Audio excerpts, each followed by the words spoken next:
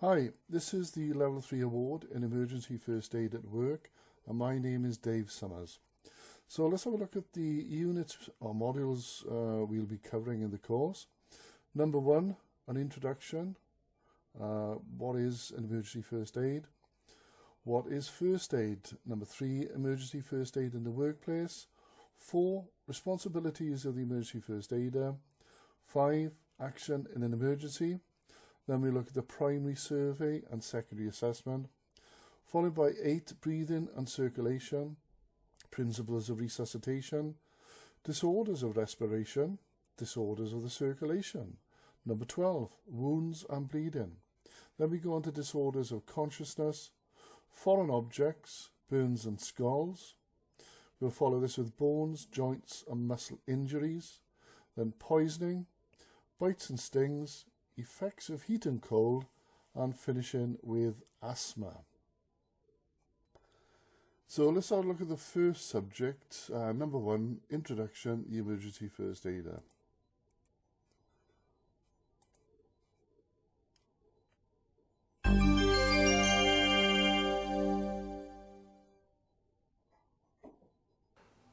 Accidents in the workplace can happen at any time. That's why the law requires all companies to provide adequate training and resources in first aid to their employees, so that immediate assistance can be given to someone who's been injured until qualified medical assistance arrives. This DVD will help in that training process. A series of modules will show examples of the most life-threatening and common conditions which first aiders may have to deal with.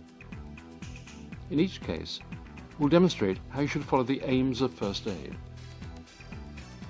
Firstly, you should aim to preserve life. That means checking for safety for you, the casualty, and any bystanders. Then you should carry out the necessary checks for maintaining the airway, breathing, and circulation, and be prepared to carry out life-saving emergency first aid. Your second aim must be to prevent the condition worsening. That entails assessing a casualty's injuries through a thorough examination, prioritizing and treating life-threatening conditions first, and avoiding moving the casualty if at all possible. Finally, you should aim to promote recovery by giving first aid treatment in accordance with your training. You should reassure the casualty, arrange for emergency medical aid if necessary, and provide care with confidence, trying to relieve any discomfort and anxiety. This course will not make you a doctor, nurse, or paramedic, but it will give you the basic skills which may just be enough to save a life. So, number 2, what is first aid? First aid is the initial or immediate assistance given to someone who has been injured or taken ill before the arrival of qualified medical assistance. And remember the 3 P's. What are the aims of first aid? The first one is to preserve life. The second one is to prevent the condition from worsening. And the third one, to promote recovery. Under the Acts and Regulations, the Health and Safety at Work Act 1974 requires employers to ensure, so far as is reasonably practicable, the health, safety and welfare of their employees. This also extends to non-employees such as outside contractors and members of the public. And the Health and Safety First Aid Regulations 1981, 1982 in Northern Ireland, states that employers are required to provide adequate personnel, training, equipment and facilities to render first aid to their employees should they become injured or taken ill at work. Management of Health and Safety at Work Regulations 1999 states that it requires employers to make a suitable and sufficient assessment of the risks to health and safety of all their employees. Number 3, emergency first aid in the workplace. Now, with first aid at work provision, risk assessment should cover the following: workplace hazards and risks, the size of the organisation's history of accidents, the nature and distribution of the workforce, the remoteness of the site from emergency services, remote and lone workers, employees working on shared or multi-occupied sites, annual leave, and other absences of first aiders. As an emergency first aider, you should liaise with management and other first aiders.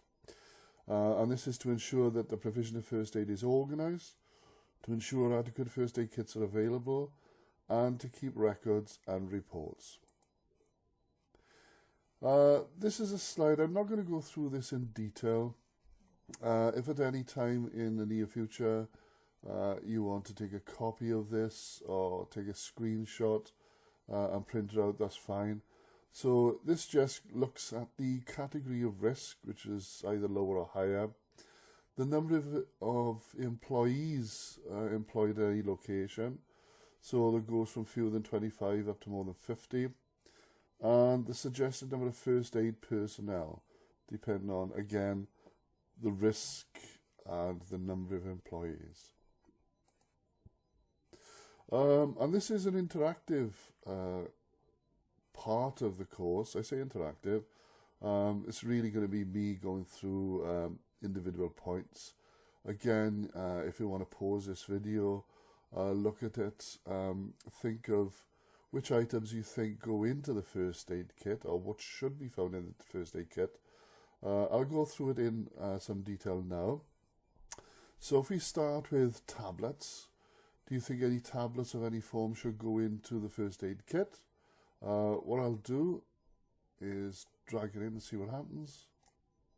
No pills, tablets or medicines should be included. Let's look at safety pins. Take that in. Yes, your kit should include 6 of these. Sterile dressing. Yes, your kit should include 6 of these. What about a hypodermic syringe? No, they should not be included. General guidance on first aid procedures. Yes, that goes in there too. iPads. Yes, your kit should include 2 iPads. Aspirins. No. As with the other tablets here, pills, tablets and medicines should not be included. What about antiseptic? No. Creams, lotions and potions should not be included. This one looks like another tablet. No pills, tablets or medicines. Triangular bandage. Yep, your kit should include 6 of these. Scissors. Only when a risk assessment deems it necessary should you include a pair of blunt-ended scissors. Disposable gloves. Yep, well done. And the last one, plasters. Yeah, your kit should include a variety of 20 adhesive dressings.